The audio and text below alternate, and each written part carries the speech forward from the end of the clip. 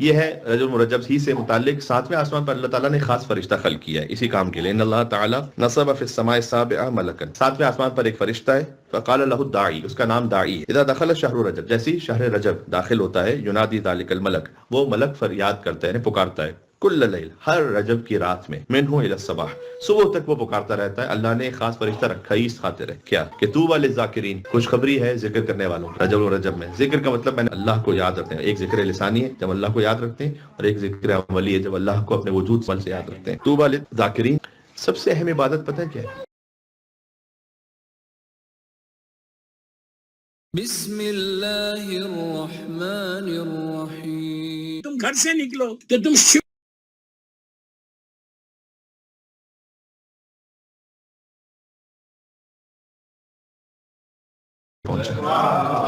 ایک انسان کی آرزو یہ ہے کہ مجھے ولی اللہ سے ملاقات ہو جائے. جتنی انسان کی جو آرزو ہو، اس کے لیے وہ جو کر رہا ہے نا، اتنی اس کی ویلیو. کہتے ہیں ایسی ڈیفینیشن تھی کہ جو ان سب کے مطلب انٹیلیکٹ پر اس کا اثر ہوا کہ کہہ رہے ہیں بات بالکل صحیح کر رہے ہیں. گفتگو ختم ہو گئی، سب نے داد بھی مجھے بہت دی، تو میں آ گیا روسٹم سے. لیکن پھر میں نے کہا کہ کیا مجھے اجازت ہے کہ میں ایک دفعہ پھر جاؤں اور ایک جملہ اور. تو کہتے ہیں کہ میں گیا دوبارہ سے روسٹم پر. میں نے کہا کہ یہ جو میں نے آپ سے کہا کہ ہر انسان کی قدر و قیمت اتنی جتنی انسان کی آرزو ہے، یہ میں نے خود سے نہیں کہا ہوا، یہ میرے امام اور مولا علی بن ابی طالب علیہ السلام نے فرمایا ہوا ہے. 1400 سال پہلے فرمایا ہوا ہے. ایسے بلانا میں فرمایا حسین علیہ السلام بحق علی علیہ السلام صلوات اللہم صلی علی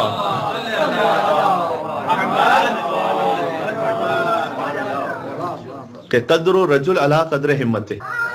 یہ امیر المومنین کا کلام ہے. ہر انسان کی ویلیو اتنی جتنی وہ ہمت، جتنی اس کی وہی آرزو، وش، کوشش، اتنی اس کی ویلیو ہے. ائمہ علیہ السلام دعاؤں کے ذریعے سے کیا کرتے ہیں پتہ ہے؟ ہماری آرزوؤں کو بڑھا دیتے. وہ زمینی نہیں رہتی، وہ آسمانی بنتی.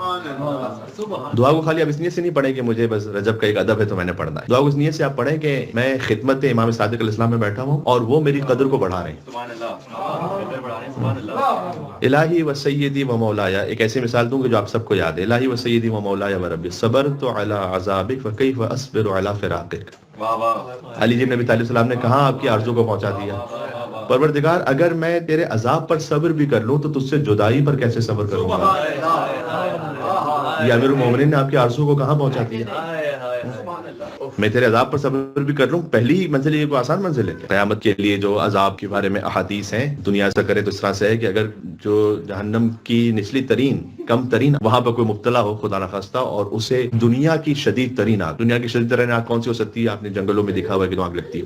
کوئی بھی آپ تصور کر لیں، اس میں اس شخص کو پھینک دیا جائے تو مولا نے فرمایا کہ وہ سکون اطمینان کی نیند سو جائے گا. اس آنکھ سے یہاں پر آ کر سکون اطمینان کی نیند سو جائے گا کہ میں بڑی راحت میں آ گیا. صبر تو علی عذابک، اگر میں تیرے عذاب پر صبر بھی کر لوں، اس پر بھی اگر صبر کر لوں، کیف اصبر علی فراقک، تو تجھ سے دور ہونے پہ کیسے صبر کروں گا. یہ علی بن ابی طالب السلام نے آپ کی فکر کو کہاں پہنچا دیا اس دعا کے ذریعے سے. آپ سوچیں دعا کو میں کبھی اس طرح سے بھی پڑھا کریں. وَهَبْنِي صَبَرْتُ عَلَى حَرِّ نَارِكَ فَكَيْفَ أَصْبِرُ عَنِ النَّظَرِ إِلَى كَرَامَتِكَ. پروردگار اگر میں تیری آگ کی تپش پر صبر بھی کر لوں تو تیری نظر کرم سے دوری پر، جدائی پر کیسے صبر کروں گا کہ تو مجھ پہ نظر کرم ہی نہیں کر رہا. تو یہ آرزوؤں کی بندی جو ہے. تو یہاں دعاؤں میں یہ اس کیفیت کا بیان ہے. یہی وہ بات ہے کہ اے اللہ تو اسے بھی عطا کرتا ہے جو تجھے مانگتا ہے، تو اسے بھی عطا کرتا ہے جو اسے نہیں مانگتا. یہ امام علیہ السلام آپ کی فکر کو بڑھا رہے ہیں کہ دیکھو خالی مانگنا اس لیے نہیں کہ مجھے کچھ مل جائے، وہ تو جو نہیں مانگ رہا اور جو نہیں پہچانتا اس کو بھی مل رہا ہے، کچھ نہ کچھ تو اس کو بھی ملا ہے. لیکن تو اس لیے مانگنا کہ تم اپنا تعلق جوڑ سکو اس مسبب الاسباب کے ساتھ، فقط اسباب پہ نہ رہو. ایک مل کے اور سلوات بھیجیں محمد.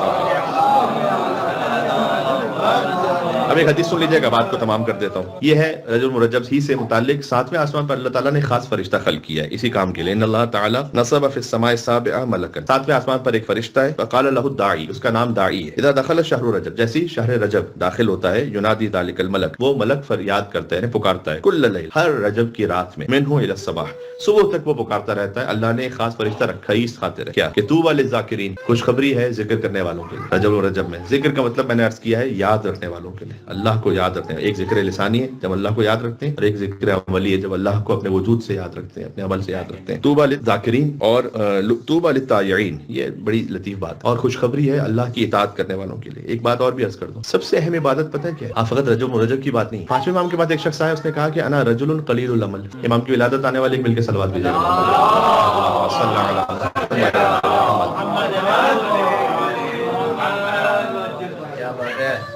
میں ایک شخص ہوں جس کا عمل بڑا کم ہے، میں فقط واجبات کرتا ہوں، مستحب نہیں کر پاتا. اب رجب میں ظاہر اتنے سارے مستحبات میں ہم کافی سارے نہ کر پائے، کوئی بات نہیں. کہا رجل قلیل العمل، میں قلیل العمل ہوں، یعنی میں یا من ارجو لکل خیر فرض کی دعا نہیں پڑھ پاتا، دعا جوشن کبھی نہیں پڑھتا، لمبی نمازیں نہیں پڑھ پاتا، لیکن دو کوشش کرتا ہوں میں. ایک یہ کہ میں اپنے شکم کو حرام سے بچاؤں، یعنی رزق حرام نہ کھاؤں، اور زیر شکم حرام شہوت کی طرف نہ جاؤں. میں یہ دو کام کوشش کرتا ہوں، ورنہ انا رجل قلیل العمل. امام نے اس کی آیت دیکھا، کہا تجھ سے بڑھ کر تو عبادت گزار ہے ہی نہیں کوئی سروئے زمین پر. ولی اللہ وہ نہیں ہے کہ جو 1000 مرتبہ تسبیح پڑھے، ولی اللہ وہ ہے کہ جو تنہائی میں اپنے آپ کو گناہ سے بچا سکے، تو حرام سے اپنے آپ کو بچا سکے. تو تنہائی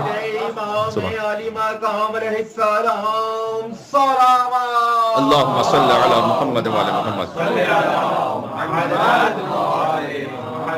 تو طوبی للطائعین. آپ رجب مرجب میں کچھ نہ کیجیے، اپنے آپ کو حرام سے بچا لیجیے. رجب مرجب، شعبان المعظم، رمضان المبارک. انشاءاللہ جو رمضان المبارک بھی آئے گا، آپ کسی نہ کسی خطیب سے جملے کو سن لیں گے کہ خطبہ شعبانیہ میں جب شعبان ختم ہو رہا تھا اس وقت حضور مکرم نے خطبہ دیا رمضان المبارک کی عصمت پر، اور پھر امیر المومنین نے ایک سوال کیا حضور مکرم سے، یعنی صاحب سلونی سوال کر رہے ہیں اول کائنات سے کہ یا رسول اللہ یہ بتلائیے گا کہ اس ماہ کا سب سے افضل عمل کون سا ہے رمضان المبارک کا. کتنا ثواب ہے تلاوت قرآن کا. ایک آیت، ایک خط قرآن، ایک ختم قرآن کے برابر ہے رمضان میں. ایک لائن پڑھیں، پورا قرآن ختم کرنے کا ثواب ہے. قل هو اللہ احد، پورے قرآن ختم کرنے کا ثواب. اللہ الصمد، پورے قرآن ختم کرنے کا ثواب. لم یلد ولم یولد، پورے قرآن ختم کرنے کا ثواب. ولم یکن له کفوا احد، پورے قرآن ختم کرنے کا ثواب. انا اعطیناک الکوثر، پورے قرآن ختم کرنے کا ثواب. ایک ایک آیت پر پورے قرآن ختم کرنے کا ثواب ہے رمضان المبارک میں. لیکن حضور مکرم نے سوال کے جواب میں یہ نہیں کہا سب سے افضل عمل، یہ بھی نہیں بتایا یا رسول اللہ سب سے افضل عمل کون سا ہے. کہا سب سے افضل عمل یہ ہے کہ اپنے آپ کو حرام سے بچا لے.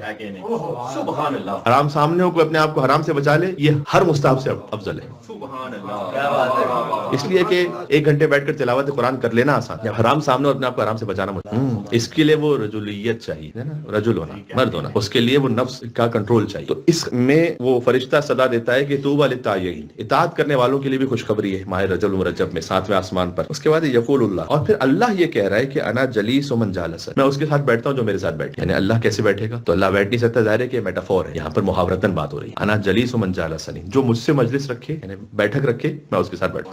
عجب ہے. اور پھر عجب ہے یہ کہ فرمایا کہ میں مطیع من اطاعنی. جب میں نے پہلی دفعہ اس کو پڑھا تھا تو میں خود انگوش بدندا تھا کہ میں کیا اس کا ترجمہ کیسے پہنچاؤں. مطیع من اطاعنی، اللہ یہ کہہ رہا ہے کہ میں مطیع ہو جاتا ہوں اس کا جو میری اطاعت کرے. سبحان اللہ.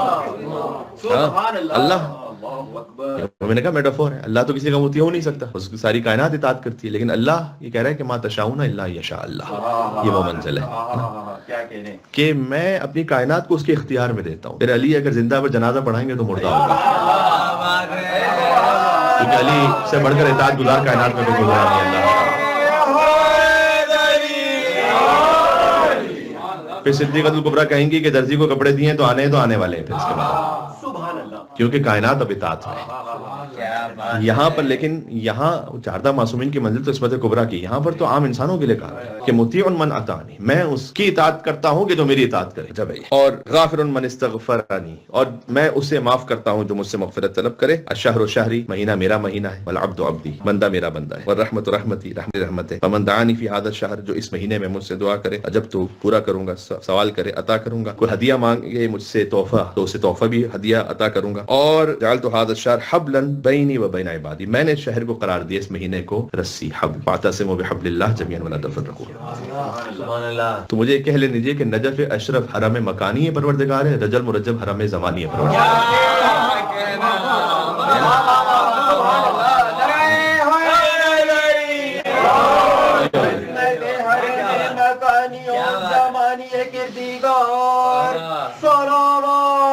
اللہم صلی علی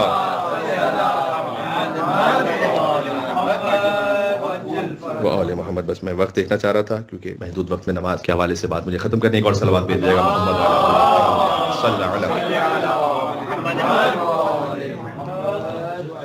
تو میں تقریباً اپنے اختتام پر آ گیا. اعمال کا بھی ذکر ہو گیا، دعائیں آپ خود دیکھ سکتے ہیں مفاتیح الجنان میں. اور پھر ان اعمال کی جو گہرائی ہے، یہ امام علیہ السلام جس منزل تک، جس مقام تک ہمیں پہنچانا چاہتے ہیں، یہ سب کچھ ہے تصدق امیر المومنین علی بن ابی طالب علیہ السلام. ایک حدیث یہ بھی ہے کہ علی کہتے تھے کہ میرا مہینہ ہے، اللہ کا مہینہ بھی ہے، علی کا مہینہ بھی ہے. کوئی فرق نہیں ہے اس کیفیت میں کہ علی وہی حجت خدا ہے، وہی مظہر صفات و جمال و جلال کبریا ہے.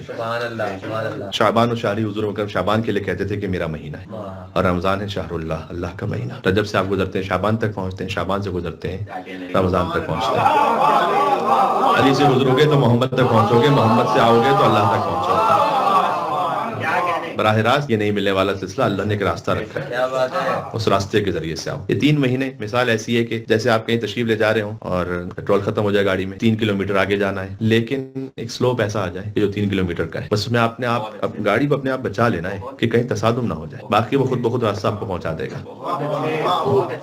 کسی کی معنویت، کسی کا تقویٰ ایک مقام پر ختم ہو رہا ہے آہستہ آہستہ. اللہ نے رجب، مرجب، شعبان، محرم، رمضان المبارک یہ 3 مہینے عطا کر دیے ہیں، خود بخود تمہیں یہ اللہ تک پہنچا دیں گے، کیونکہ یہ حرم زمانی پروردگار ہے. بس اپنے آپ کو حرام سے بچا کے رکھو، خود بخود یہ مہینے پہنچا دیں گے. تو یہ تحفہ ہے اللہ کی جانب سے جو ہر سال نصیب ہوتا ہے. پھر یکم رجب مرجب باقر العلوم علیہ السلام کی آمد مولا، اور 10 رجب المرجب مولا تقی الجواد علیہ السلام کی آمد ہے. 13 رجب المرجب جشن مولود کعبہ ہے، اور 5 رجب المرجب ایک روایت کے مطابق مولا امام علی نقی علیہ السلام کی آمد ہے. 27 رجب المرجب یوم مبعث ہے. یوم مبعث اتنی اہم ترین عید ہے کہ مبعث ہی کی وجہ سے عید الفطر ہے، مبعث ہی کی وجہ سے عید الضحیٰ ہے، مبعث ہی کی وجہ سے درقیقت غدیر ہے، اس لیے کہ مبعث ہے اس کے بعد وہی غدیر ہے. مبعث اور غدیر کا وہی تعلق ہے کہ حضور مکرم پر پہلی وہی نازل ہوئی اعلان نبوت ہے، اور غدیر میں رسمی اعلان ہے من کنت مولا فہذا علی اللہ.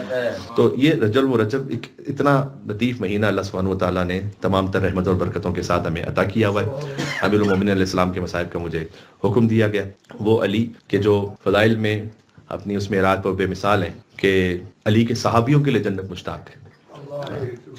علی کے صحابیوں کے لیے روایت ہے، سلمان و زر و مقداد اور عمار کے لیے، کہ ان کے لیے جنت مشتاق ہے. علی تو خود مالک جنت ہے، قسیم الجنت والنار ہے. میں نے ہمیشہ جب بھی ایام علی علیہ السلام میں جہاں کہ مجھے توفیق نصیب ہو کہ میں ذکر کر سکوں تو میں کوشش یہ کرتا ہوں.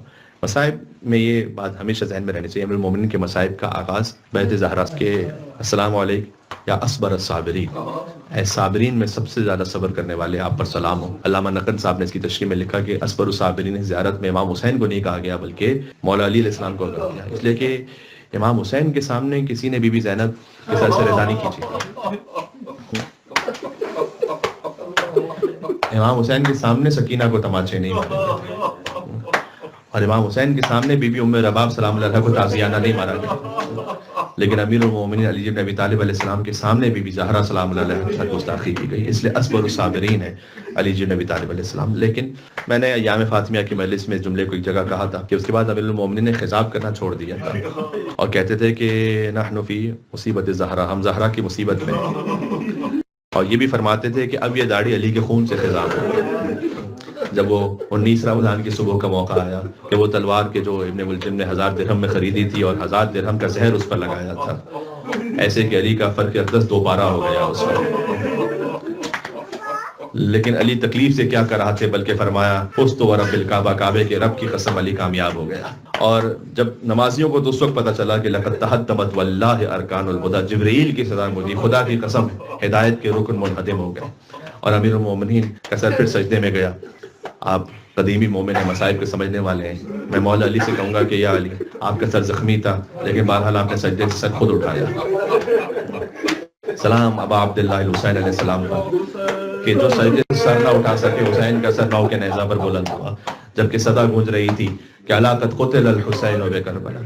امیر المومنین نے امام حسن علیہ السلام کو آگے کی اور حسن کی امامت میں نماز کو مکمل کیا اور حسن کے لیے غدیر کو قائم کیا، اور اس کے بعد علی طویل غنودگی میں تشریف. لیکن اس سے پہلے کا فقرہ یہ ہے کہ جب امیر المومنین کے سر پر ضربت لگی تو اسی وقت مسجد کوفہ کی خاک اٹھائی اور اپنے سر پر رکھی اور فرمایا منھا خلقناکم وفیھا نعیدکم ومنھا نخرجکم تارۃ اخری. اسی مٹی سے خلق کیے گئے، اسی مٹی سے اٹھائے جائیں گے، اسی میں جائیں گے اور اسی سے دوبارہ اٹھائے جائیں گے. اور پھر جب علی مسجد سے باہر آئے تھے تو انہوں نے صبح کے آسمان کو دیکھا اور کہا اے صبح کے آسمان تو گواہ رہنا، تو نے کبھی علی کے اٹھنے کا انتظار نہیں کیا. علی